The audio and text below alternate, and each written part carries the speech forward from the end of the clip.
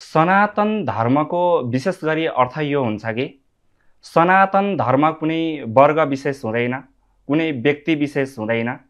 अपितु सनातन धर्म भनेको भगवानले जति संसारमा जन्म जतिलाई दिनुभएको छ, चाहे मनुष्य होस्, चाहे जीव होस्, चाहे बोट वृक्ष किन नहोस्, किनकि भगवानकै अंश हो। स्वयं सनातन धर्मलाई त भगवानले नै अँगाल्नुहुन्छ।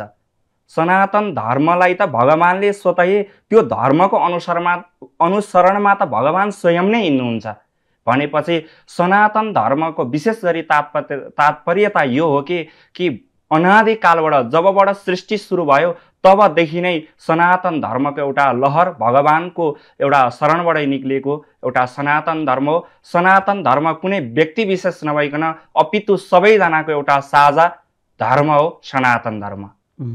भगवान र मान्छेमा मानवमा के भिन्नता छ? मनुष्य र भगवानमा धेरै भिन्नता छ, भिन्नताको रूपले। किनकि मनुष्यले जन्म लिन्छ तर भगवानले जन्म लिनुहुन्न।